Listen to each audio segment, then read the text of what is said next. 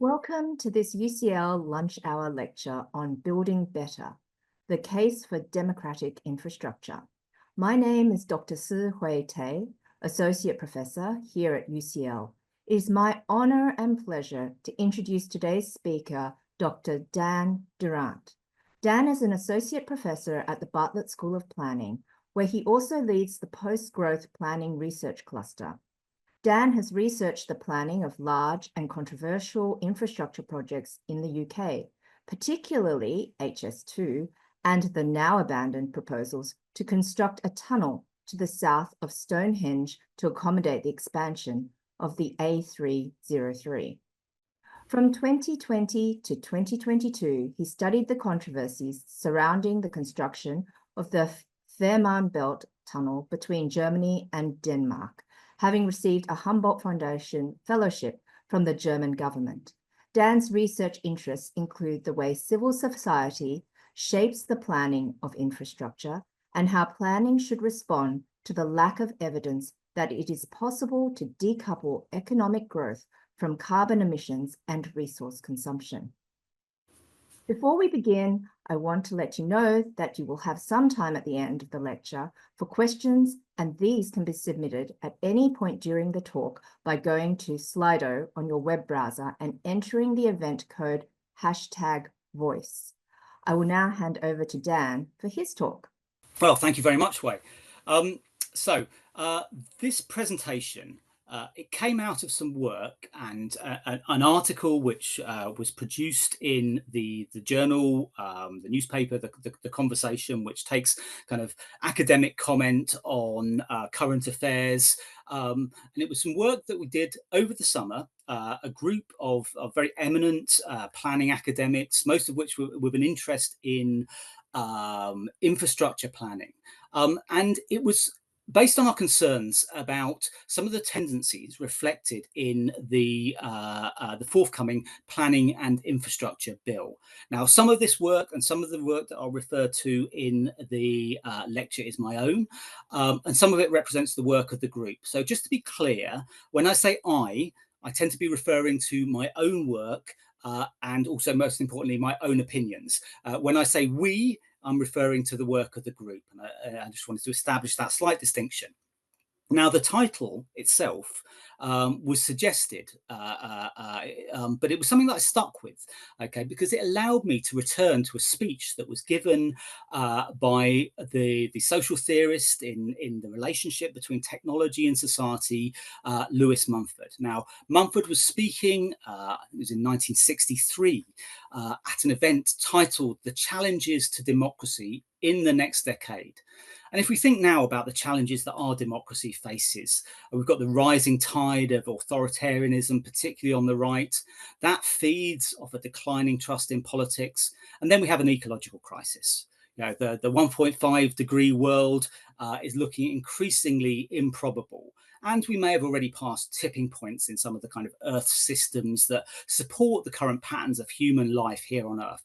You know, for example, there's suggestions in the last couple of weeks that warm water coral reefs are now potentially in permanent decline. Now, many would argue that this places us in a new and uncertain epoch, what's known as the Anthropocene, where our actions, you know, like the infrastructures that we build and that we use, are having planetary impacts and bring about the sort of shifts normally associated with geological timescales. And yet we have a government that is committed to growth, almost as an objective in its own right, but also more specifically to fast tracking 150 infrastructure projects through the planning systems in the course of this parliament. So, if we go to Mumford's, it's a speech, but it was also produced a year later as an essay.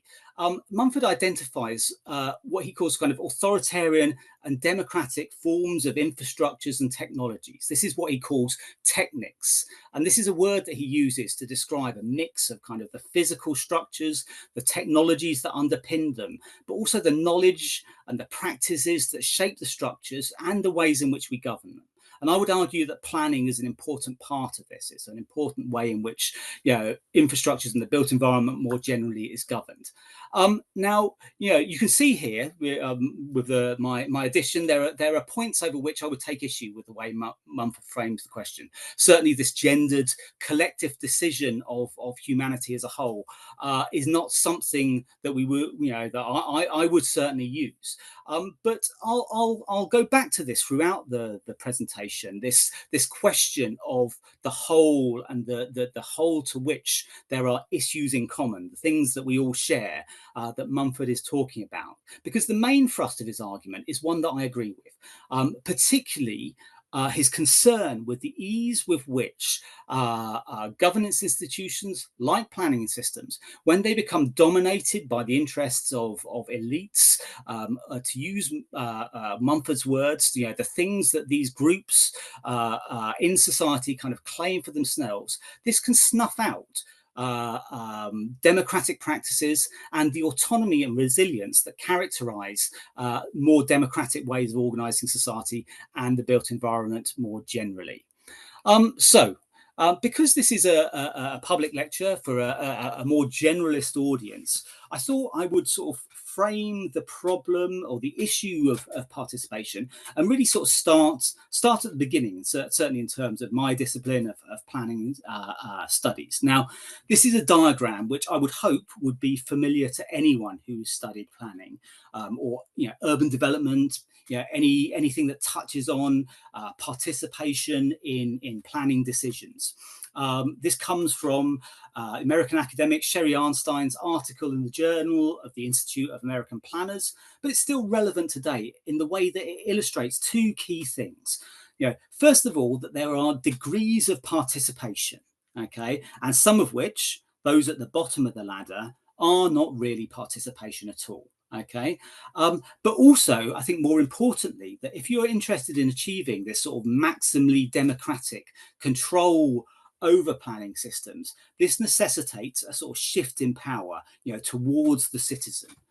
Okay, so now in our submission to the Lords, we wrote to the Lords requesting that they amend the Planning and Infrastructure Bill, which is currently going through Parliament, but also in the subsequent article, which explained our reasons behind this, and outlined the concerns that we have for the Planning and Infrastructure Bill. We cite the example of HS2, and you can see here, this is an artist's rendition of what the trains might look like when HS2 is finally complete.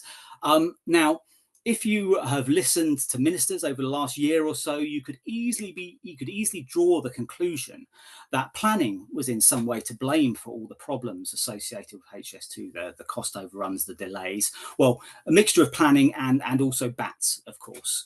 Now, some of the studies that we cite in our letters our letter to the Lords, the evidence that we actually were able to put forward, quite clearly show that planning is a relatively minor source of delay. In fact, it's debatable whether planning should be seen as delay at all, given that it's always necessary to spend a certain amount of time in the design phase, in deciding on the relative merits and impacts of any form of development.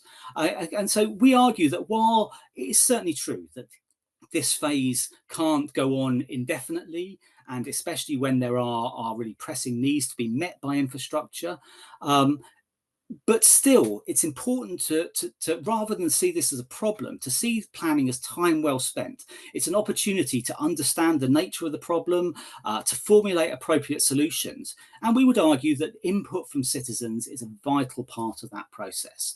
So if planning is not to blame for the problems of spiraling costs and delays in projects like HS2, what is?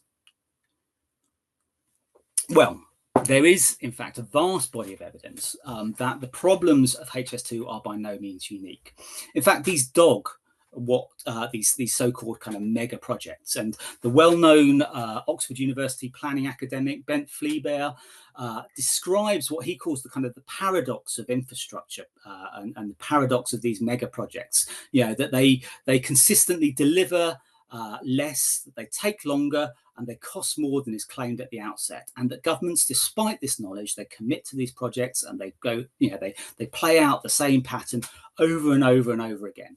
Funny enough, the solutions to resolving this kind of mega project paradox that Flyberg and colleagues like him put forward don't actually single out planning as a problem at all. The causes of cost overruns, of delays that he cites are things like, the ambition of politicians, but also the opportunities this creates for those that are delivering and designing such projects, who, let us remember, have a strong commercial incentive for behaving in this way, to exploit the situation. This is what's known as kind of rent-seeking behavior, the opportunity to exploit a position to extract economic benefit from it. And this is a problem that is endemic to late capitalist economies. So one of the solutions that Ben Fleabert does suggest to resolving this problem is greater participation of civil society. He argues that it offers the oversight and the accountability that is often lacking in less transparent, more kind of technocratic approaches to this, to making decisions of this type around big infrastructure projects. So, we have an incoming Labour government. What has been their response to this situation? Well, as I've already mentioned, they've come in with a manifesto commitment to decide on 150 infrastructure projects, but also in terms of their rhetoric and the way in which they've address sort of problems of of delay and slow delivery of infrastructure. They very much blame the planners. They've embarked on a kind of deregulatory agenda, using this very sort of simplistic rhetoric of builders and blockers that you can see from the Chancellor of the Exchequer, Rachel Reeves, here. Now, there are many problems with this sort of simplification, but one of them, and particularly from our perspective, is that it ignores the reality that there is not one planning system. Okay, there are many, and many governments have founded on the desire to reform the planning system. But the reality is that, for example, HS2 was planned under a different planning system to the 150 million houses that the Labour government wants to build. The 150 infrastructure projects will be decided through yet another planning system. And there's more. I'm not going to kind of bore you all by listing them. Okay, but what I want to do now is turn to the specific planning system that we were concerned with and the changes that were proposed to it within the Planning and Infrastructure Bill.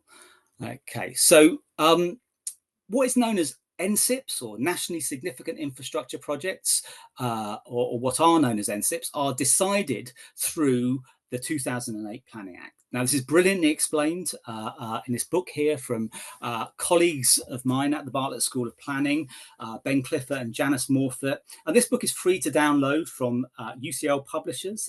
There's a whole list at the end of this presentation of most of the references that I've used, and almost all of them are free to download. Now, if you've been following the news at all around the Planning and Infrastructure Bill and the reforms to it that were proposed to the planning system, you may have seen some coverage of the Nature Restoration Fund and the way in which, or the impact this is likely to have on the natural world, and the ability it gives developers of big infrastructure projects to evade or offset, depending on your perspective, the impacts that the construction of their particular projects cause. But what has had a lot less coverage has been the removal of the requirements on developers of NSIPs to consult with the public before submitting a formal planning application, what is known as kind of what we call pre-app discussion or pre-application discussion.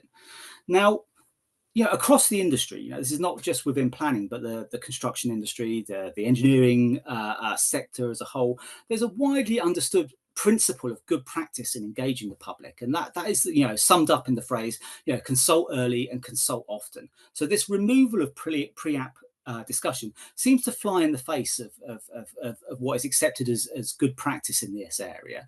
Now, it's presented as a bit of kind of bureaucratic tidying up, and it's certainly true that there are still kind of public hearings. So democratic participation is not removed, but I would argue very strongly that it is reduced. Now, the process by which consent is granted for these big projects is predominantly a written one.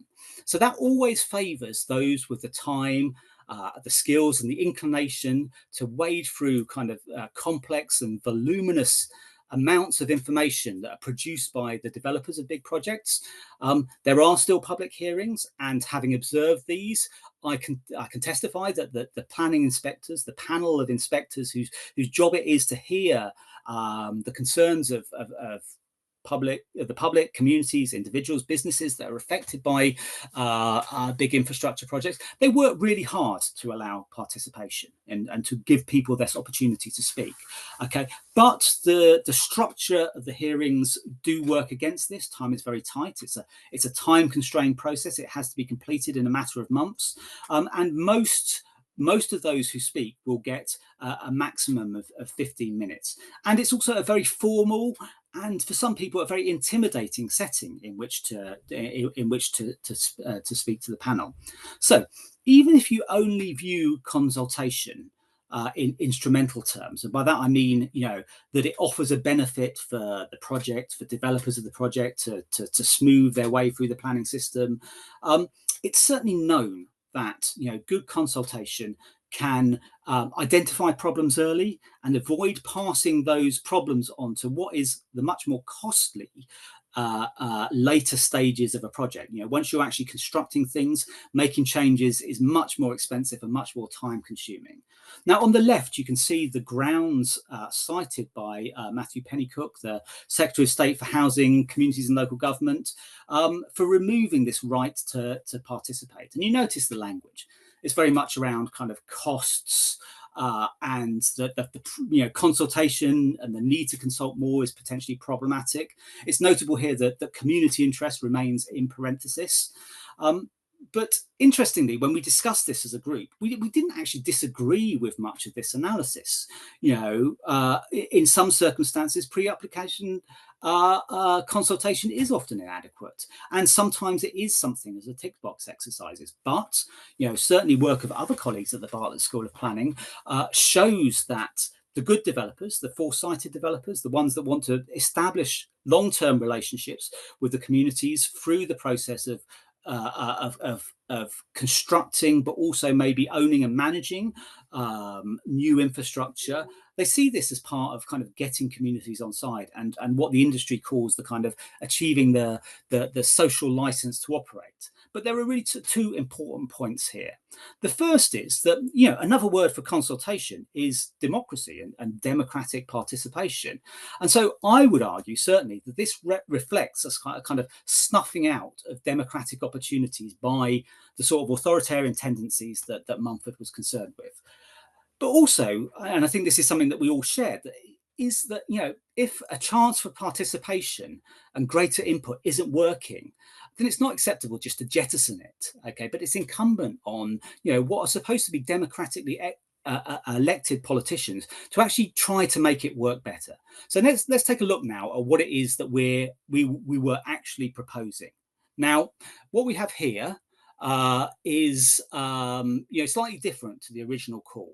The original, what we originally asked for in our letter to the Lords was for an expert body to improve on engagement. Now, this amendment was unsuccessful, but it led to another slightly more focused submission to another bill which is going through Parliament, the English Devolution and Community Empowerment Bill. And this was something that's been sort of facilitated by the transport campaigner we've been working with, Ralph Smythe, and this particular amendment gives a flavour of the sort of things that we were suggesting could make infrastructure planning a little bit more kind of democratic. Now, it's worth remembering that citizens' assemblies, the type described here, are just one reflection of a shift to what we could call more deliberative forms of democracy. By deliberation, we just mean discussion. This is something which exists in almost any political system, and it happens somewhere, whether that's in public or in private. And all of us really saw innovations like this and mechanisms like this are something that sits alongside rather than replacing existing forms of representative democracy. But it's something that certainly I would argue fills a lot of the gaps, particularly around infrastructure planning, that representative democracy often leads. Now, the big differences here between kind of deliberative democracy of this type and representative politics and representative democracy is that citizens are not professional politicians. Citizens are selected by a process known as sortition, which is a form of kind of randomized but targeted selection. And that's intended to ensure that you have a cross-section of society, that whole that Mumford was talking about. And it avoids the kind of narrow interests that we know that conventional participation is associated, is always prone to. For example, it is most accessible to people with the time and the ability to wade through the information. It's also often most of interest to people who have their own, sometimes quite narrow interests, and that justifies their time in participating. Under sortition, participants can be selected from places, groups, age groups that tend to participate less, and that participants are often paid, which is certainly important. If they're not paid, often they're given expenses or their travel costs are covered. The reason that this is so important is because it enables people who might be unable to participate because it represents a loss of income, or that they have, for example, caring or childcare responsibilities, to take part in the democratic process. So it's sort of analogous with, for example, jury service, which is something I think we're all familiar with. Okay, so groups like Extinction Rebellion have been calling for citizens' assemblies for a number of years now, and this has given this particular form of deliberative democracy a higher profile recently. Others, if you've been, if you've heard of the term, you may have picked up on their use in Ireland for informing constitutional referenda on things like abortion rights and equal marriage, and where this was significant in these cases is it showed that the public were generally much more relaxed about these issues than the politicians were. Now, Extinction Rebellion, they seem to see this as a way of tapping into the kind of the clear majority that the polling always shows actually want action on climate change. But it's also a means of addressing the short-termism of representative politics and the way that they're governed by, for example, the electoral cycle, but also the susceptibility of representative party politics to lobbying by interest groups.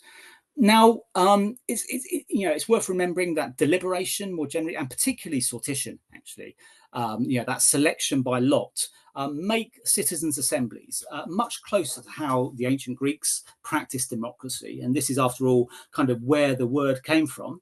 Okay, but it is just one form of deliberative democracy.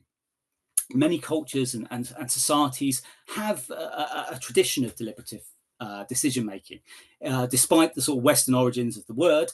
Okay, it's not by any means uniquely Western. And if you think about this, modern Homo sapiens have been around for around 300,000 years, whereas the type of kind of large hierarchical complex societies that we argue about whether democracy is the best way to govern have been around for what, 7,000 or 8,000 years. So I don't like terms like kind of hardwired. It implies a degree of determinism. Okay, but if you think about it, certainly in terms of time, the majority of human experience, or modern human experience on this planet, has been lived in societies that are governed deliberatively in one way or another. So, deliberative democracy has a fairly, a more recent history of use in the governance and the planning of infrastructure. And one example that is significant and often cited by the sort of the political scientists who are interested in this form of democracy is the case of the Mackenzie Valley pipeline. In 1974, the Canadian government asked Justice Thomas Berger to examine proposals from the oil and gas industry for a pipeline in Canada's northwest from the Arctic Ocean along the Mackenzie River Valley. And this pipeline would cut through Indigenous territories where, land rights were still not settled. There was still ongoing debate over rights and access to land. And Berger's approach to this question was both innovative, but it was also importantly deliberative. Now, he took over 3 years to produce his first report. And what was significant is that he not only held hearings in the south of Canada, where the majority of the population is, but also where the representatives of the oil and gas industry who were pushing for the pipeline were able to dominate. He actually went to the communities affected. Okay, he allowed, very importantly for Aboriginal Canadians, he allowed them to speak in their own languages. And ultimately, he concluded that the economic benefits really lacked evidence, that land rights needed to be settled first, and that, more generally, Aboriginal communities needed to be taken more seriously in processes like this. So it's cited as one of the forerunners to the way in which contemporary modern democracies can engage within a deliberative process. But it's also actually often cited as a forerunner to what would become, environmental impact assessment. Now, more recently, there are other examples that are closer to home as well. For example, the opposition in France to the development of TGV Med, which is the rail line which heads south from Paris towards the Mediterranean over the sort of 1990s and the early 2000s. It led to the establishment of what became known as the CNDP. I think it's the Commission Nationale for Public Debate. I'm not going to try the French pronunciation, I'm afraid. But the idea behind the CNDP is that it's an expert commission to facilitate deliberation between experts and the public that are affected by large controversial infrastructure projects like, for example, railway lines.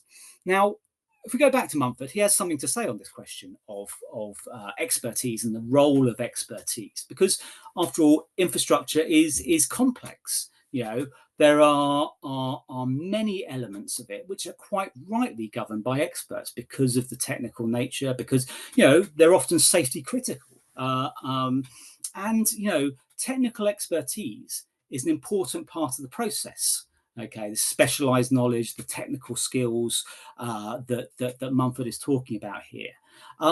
But what Mumford is concerned about, is the way that technical expertise can be used to kind of politically dominate, to present solutions as only one form of solution. And so this is why this phrase, this term, is there by democratic permission, is so important. It places expertise kind of in the service of the greater whole, rather than as dominating it and determining the direction that specific proposals, but also society more generally takes. So we've seen now, for example, there are tangible examples of how you can use deliberative democracy in the planning and deciding around infrastructure, both in Canada and France. But what would deliberation over infrastructure look like in a UK context? Well, we do have some examples. So here we have, in the next slide, we've got, this is an image from a report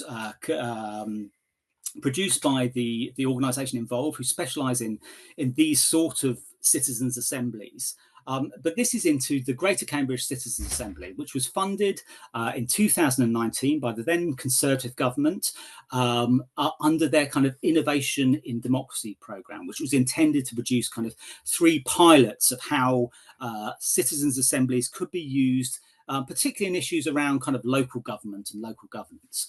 Okay. It had all the components that we would see of you'd expect of a citizens' assembly. It had selection by sortition. You can see here, it had around 50. I think it was about 52 people met in the autumn of 2019 in a Cambridge college to deliberate along with experts on transport planning, and with information provided by representatives of the local authority. And as part of this process, they came up with some very sensible conclusions about how the problems of air quality and congestion could be managed in the city and the surrounding areas. So if we look now at some of the maps, here we have a couple of maps. It maybe makes it easier to see the sort of issues that the Citizens' Assembly was concerned with. So if you look at the left-hand map, the one with the multicolored one, you can see, Cambridge is in the centre. This is that kind of bluey sort of purpley blob, depending on your screen. It's if you've never been to Cambridge, it's relatively well known. You will know that it's a historic city. Much of the core of the city still has effectively a medieval street pattern, and it's a city that is not really built for the car. But at the same time, Cambridge is the centre of a kind of growing knowledge economy, and the relative lack of housing within the city means that people tend to live further and further away. And due to the limited public transport on offer, people tend to drive in for work. This creates both congestion for commuters, but also it affects the quality of life for Cambridge residents. A higher proportion of Cambridge residents use more sustainable methods of transport. It's a city where historically people have cycled a lot. And so, in terms of kind of sustainable transport, in terms of greener forms of transport, people in Cambridge are doing the right thing, okay, but they're getting a lot of the disbenefits of this inward commuting, and the the air quality issues and the congestion that it causes. Now, if you look at the map on the right, okay, you can see the kind of the political geography. This is the county council, most road or some of the road network is generally kind of managed at this level, this political level. It's usually and quite commonly a different political colour of the city to the city. Cambridge at the moment is a Labour-run council, whereas the county council are Liberal Democrats. But the difference between this, and you can see here, you can see all the roads and everything like that. You can see that they stretch way beyond both the city, but also the county itself. On the left, what you have is what is known as the travel to work area, and that's some area of the area that's shown in kind of green, blue, red, orange. This whole coloured blob on the map. Now, this is the area from which people commute into Cambridge, or reasonable amounts of people commute into Cambridge. You can see that this stretches into counties of Essex, Suffolk. It stretches into Huntingdonshire and Fenland. So all these people, potentially have an interest in the way in which the transport system, the road system in Cambridge functions, but they're all represented within very different political boundaries, who have very different concerns on this issue. And this is where I would argue that kind of mini publics, which is a kind of technical academic term for citizens' assemblies, really come into their own. You can set the political boundaries of the sortition process to, in this case, the travel to work area. So as well as selecting, as you would normally do for things like gender, ethnic balance, in this case, people were selected from the whole travel to work area. There were more from the city and fewer from the outlying areas due to the sort of volume of flows. Okay, but people were also selected because for their main mode of transport. So whether or not they used public transport, whether or not they cycled, or walked, or whether or not they used the car. And so what this shows is that you can tailor your kind of mini public, this cross section of the broader whole, the broader public, to the sort of geography that you want. And this is an important innovation when you think about something like a railway line, which will obviously cut through multiple local government areas. But in many cases, the impacts will be very heavily concentrated within a small area.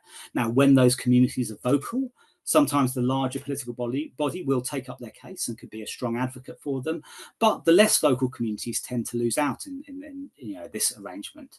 And so you can see how you can create a political entity, or at least for deciding, that better matches the geography of infrastructure. Now, Mumford talks about democracy being most visible in small communities and groups, and I think this is often misread as saying that democracy only works in small kind of face-to-face communities. Now, I would argue that innovations like mini publics show that, first of all, that you can define the whole that you're talking about. You don't need to be stuck within existing political boundaries, but also that it is possible to kind of deliberately devise policy suggestions, solutions that are common to all that expanded public from a subsection of that whole, a representative sample, a mini public of that whole. So I'm just going to sort of wrap up now, and I'm going to leave the last word to Lewis Mumford. But I'm also going to suggest a slight point of departure, which reflects my own interest. Now, if you read the essay, and I suggest you do, it's only 8 pages long. It's in kind of plain English. It's not full of the sort of references that you have to read to understand it. And most importantly, it's also free to download. I hope you would agree that Mumford would probably sort of share some of the sentiments that I expressed, and he's probably closer to my own point than would appear from the issue that I'm taking with this specific line of text. But what I'm not sure about here is this line, this only living human beings. So sure, deliberation is mainly between human beings, and that is true.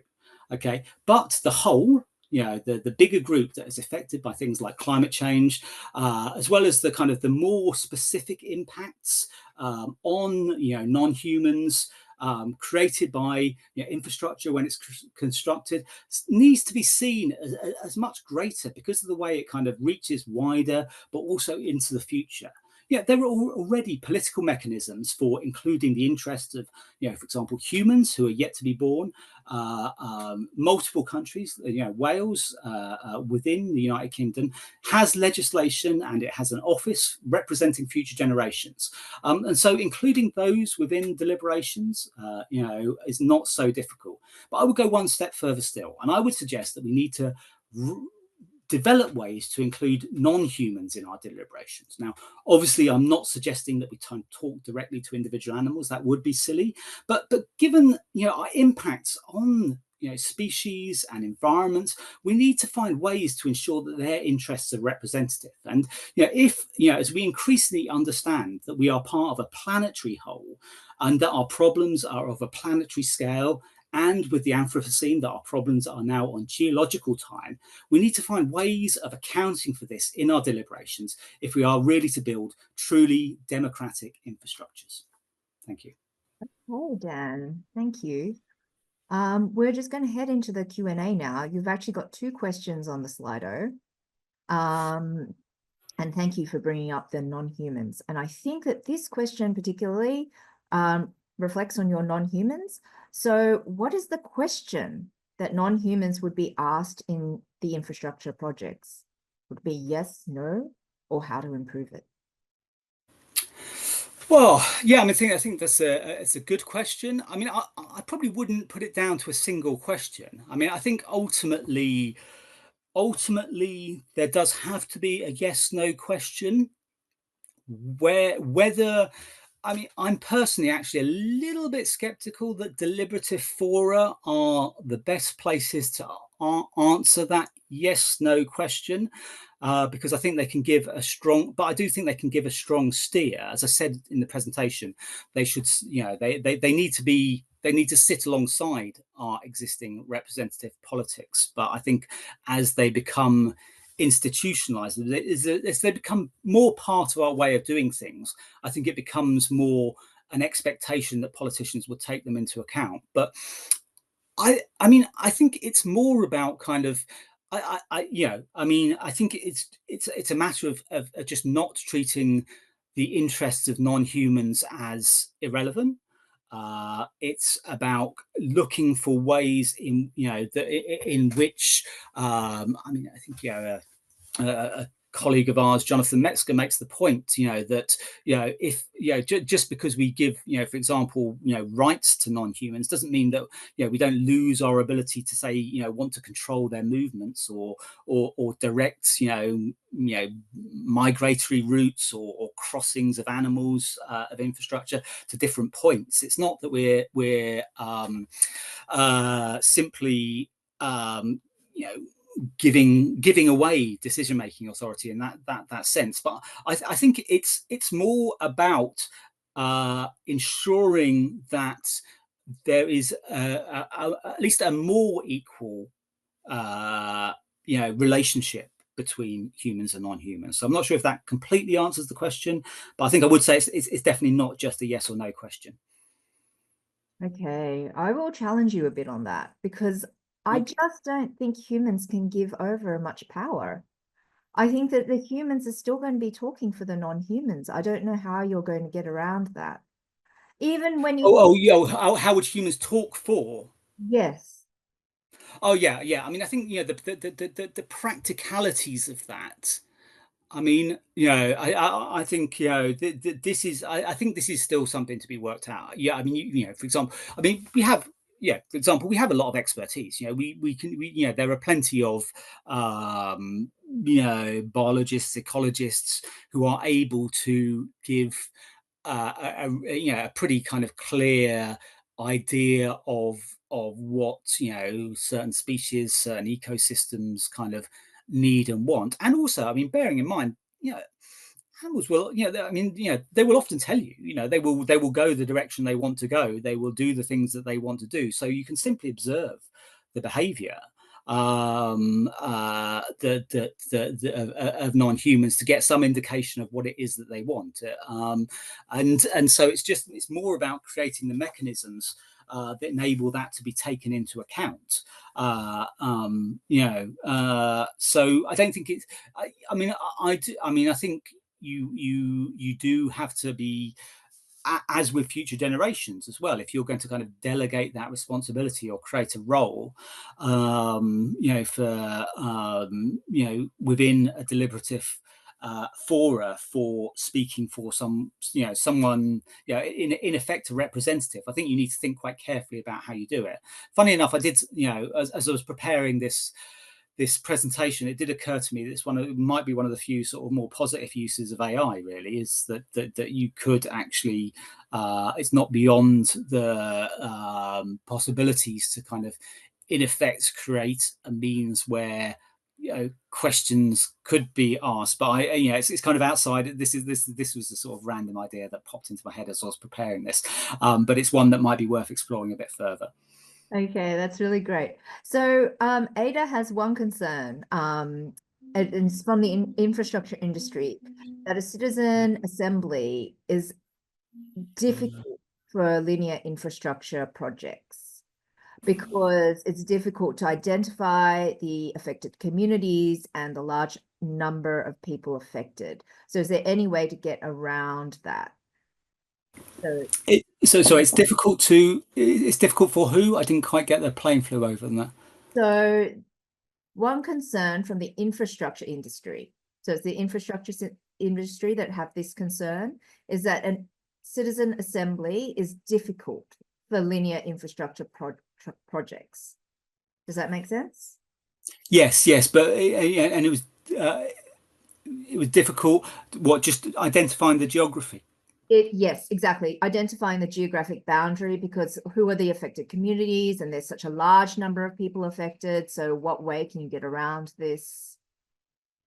I mean, I think. Well, I mean, in some cases, I mean, if you take something like a railway line or something like that, you can definitely see that there. You just got to look on the map and see that the. I mean, and again, I mean, in the planning of a project like this, it's not just the infrastructure itself. It's also for example, the traffic movements of vehicles to and from construction sites. All that stuff will be plotted out anyway. It's not that it's not that there is no body of knowledge about the geographical spread of the impacts of a project. All that stuff will have to be accounted for. So I'm not so convinced that it's beyond the possibilities of designing a geography that sort of roughly reflects that. I do think there are some areas where you may want to. I think that there's often. I mean, I think there should be room for experimentation. There should be opportunities for if interests become apparent that are maybe not immediately obvious from simply looking at the map, that they can be included. And I think another issue. I mean, I think one of the issues that is often is often maybe not overlooked, but it's something that, for example, where you have kind of local civil society groups, that often spring up to maybe, oppose or raise concerns about a project. They will often not be included in the deliberation by virtue of the fact that it's unlikely for one of their members to be selected at random, given that it'll be a big population. I think that's an issue that can be resolved as well, though, because there are different. We talked about expertise, but there are lots of different types of expertise. Okay, you can, there's obviously the technical knowledge that I mentioned, but there's also what we call kind of local knowledge as well. So there's the people, and this is also maybe an opportunity. And again, I think this is often important for, for example, local elected politicians who are very well versed in speaking for it may be a relatively small, if we're talking down to sort of parish council level or a kind of a local government ward. These could be quite small populations, but they you have politicians that are well versed in their local area, and that expertise is also important to bring into the process, but maybe as a form of expertise rather than actually as a group within the deliberation, because it is still, it's an important interest, but it is also a relatively kind of narrow, either geographically or in other cases. I mean, for example, you have, I mean, this was the case with HS2. It's an example of the developments around Euston, sort of, disproportionately, what was seen as kind of disproportionately affecting, for example, certain ethnic groups who are, disproportionately represented within the area around Euston Station, and kind of how you bring in that, how you bring in, say, ethnic makeup could be in multiple ways. It could be through tailoring the sortition, but it could also be, by bringing in kind of local businesses, community representatives as well. Okay. So actually, I guess this is a more technical question now about the deliberative process at these citizen assemblies. With the infrastructure projects, what kind of questions are posed to people? So is it just their rights to say no to a project, or do they just tell them how to make it better, or what types of questions are posed to these citizen assemblies? I mean, again, this is very, I mean, it depends on how the forum is structured. I mean, although I said earlier that I'm skeptical about the ultimate decision being made by a citizens' assembly, a deliberative forum, because they are, I mean, it's always open to the challenge that, with the best will in the world, it is still a small group, and representative politics represents a much larger group. So I think you probably will almost always have to sort of defer to the to politicians who are elected through a representative process. But I think it can have I think they can make strong recommendations, and I think it can then force representative politicians to just justify why they ignore those representations. And so, I mean, that can become a de facto yes, no. And I mean, I think also I mean, I would say that for some, for democracy to work, there does have to be a no. That is losers' consent is a basic principle of democracy. You don't always get what you want, and so this shouldn't be seen as a mechanism for always getting a yes to a project. If a project is a bad project and it's perceived as a bad idea, then maybe it's better that it doesn't go ahead. If a citizens' assembly is a forum that enables that to be voiced in a way that might not be voiced within the conventional system, then maybe that's not a bad thing. Okay, so I do think the yes no question, sort of, if not directly, needs to be in there by implication. The other sort of questions might be around kind of the local impacts, about designing better, around looking at alternatives. And again, it's very much down to, I mean, there does need to be, for example, a certain capacity for the forum to decide what questions they want to ask, and what are the really important ones, to go back a step and ask the question, for example, could we achieve this objective? What is the objective of a project like this? Could this be achieved in another way, with a different form of infrastructure? Could it be achieved with a non-infrastructural solution, for example? If we take HS2 as an example, there's a lot of rhetoric there around kind of, well, bit about congestion, well, a lot actually about congestion on the rail network, but there was a lot of rhetoric added later about kind of leveling up. But both of those things can be addressed in different ways. You can reduce congestion on a road or rail network by reducing demand. You don't have to necessarily expand the infrastructure.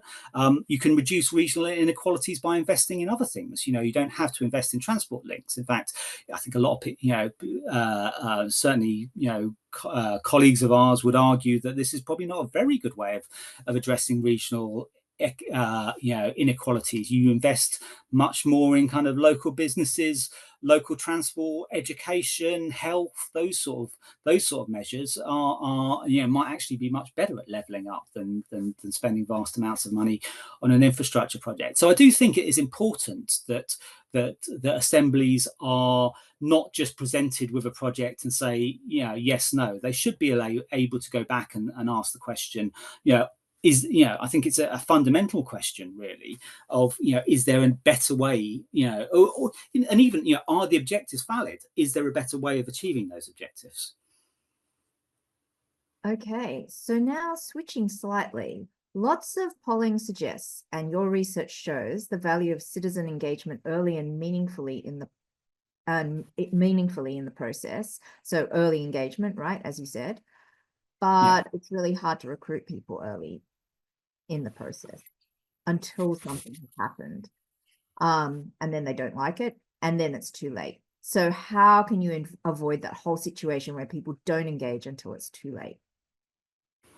Well, I think this is where sortition really does offer something, actually, and I think this isn't as Woody Allen says, democracy by those that show up. It's a way of actually, people are specifically targeted and approached, sometimes in person, and there are different ways of doing this. There is, I mean, random selection is one way. But for example, I know of an approach in Germany, with a colleague in Germany, where they literally just go around and knock on people's doors and they ask them, do you want to participate? And speaking to people who practice this approach, they find that some of the best participants are the sort of people who say, politicians are all the same. I'm not interested in politics. I don't vote. And they come along and they start to understand. They get a bit of ownership over the political process. They understand what can and can't be achieved, and the limits that elected representatives are often under. So they go away with better understanding of the process, and that's something that I didn't really touch upon in this presentation. But I think the way in which deliberation and deliberative form fora like this, supplement representative politics, is that they do give people, a bit more kind of insight into the process, and it gives them a chance, to understand the political process and actually engage. But it is this practice of actually targeting people. I think, paying people does actually make a difference, as I said, and I think it is a cost, but I would argue that it's worth it. And also the evidence is, time and time again, that people actually like being asked. They like to participate. The complaints about politics often come from a sense of a lack of power. And if you start to give people a bit more power, then they generally respond. And again, the evidence is almost overwhelming that they tend to produce quite sensible solutions. Okay, well, sensible solutions. So I've got the last two questions for you, and this is the sensible solution thing. One of them is anyway. So how do we deal with the public viewpoint that may not be consistent with public policy aspirations? For example, opposition to low traffic neighborhoods. Will deliberation help, and how? And then the final question after that is, if citizen assembly decisions go through referenda, then in theory, is there no need for politicians then to make the last decision? Well, I suppose okay, I'll take the LTNs one first. I mean, I think where the public is at on LTNs is very hard to say. I mean, there was a very vocal opposition. Whether or not that reflects, how much that reflects public opinion as a whole is hard to say, especially seeing so much of that is conducted in a kind of digital online sphere, where it's really hard to tell whether even humans are involved in some of this sort of online so-called debate. And I think where there is strong evidence is that over polarized issues, when people deliberate face to face, even they are actually, citizens' assemblies are very useful tools in addressing kind of the type of political polarization that characterizes debates like this.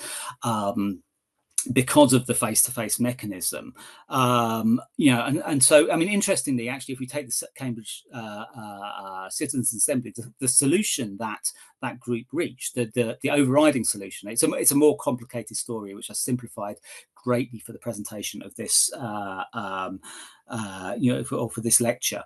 But the overarching solution that group reached, given that they were local residents and people who drove into the city from the surrounding areas, was that the solution was to close roads, and that was unremarkable. That was that everybody agreed on that.